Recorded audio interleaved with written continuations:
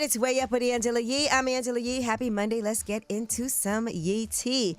All right, Dave East was on the My Expert Opinion podcast, and one of the things that he talked about was not drinking lean anymore. And I love when people give up lean because, honestly, I haven't seen it do anything positive.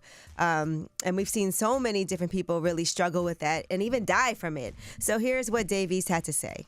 It dries your intestines out. It dehydrates your body. That used to scare me because I could be chilling, sipping, go to sleep, and wake up with the that'll put me on the floor. Real pain. And I went through that getting off the in my mind while that was happening to me. I go, if this is the pain I'm gonna feel every time I don't got this I can't with this. All right, and then he also shared that when he asked most of his friends and loved ones, they hated it, and they revealed that he actually lost one of his close friends who also abused this substance. And so he said his death scared him while reflecting on what would have become of himself if he continued to keep on drinking that lean. So you got to make sure. Yeah.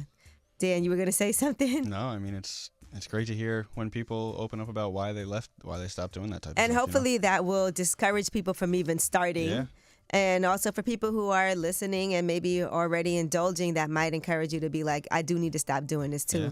I remember Paul Wall talking about it before and the weight that he had gained from it and how it slows down your metabolism so much. Offset talked about it when he was up here. And having to really kick that habit. Yeah. All right, Kiki Palmer. Oh, man, her ex, Darius Jackson, is denying these abuse allegations against him. And TMZ has some new information.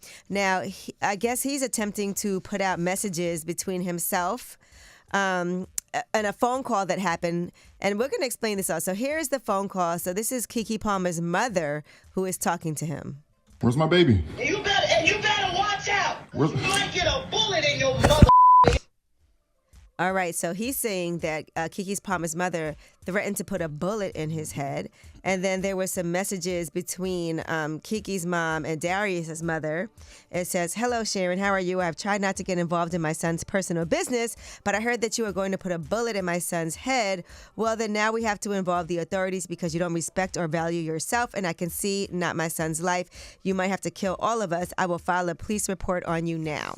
All right, now there's also an update to that. On TMZ, it says a source close to Kiki Palmer says Darius Jackson made his way into her home that Sunday, began to cuss Kiki out as she was on the phone with Sharon, her mom, and we're told that she made the threat about the bullet because she feared for her daughter's safety and couldn't be there in person to protect Kiki.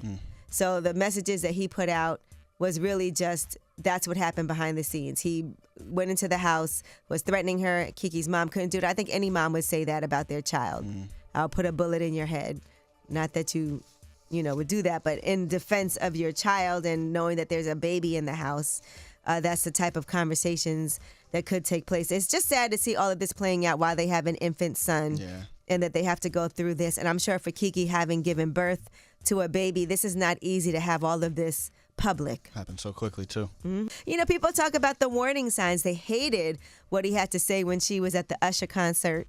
Right. And he told her, you're a mom, you shouldn't be. That was, for people, a red flag. And then all of this is happening. And so I feel like she's constantly trying to keep things private when it comes to her relationship. But unfortunately, this is spilling over.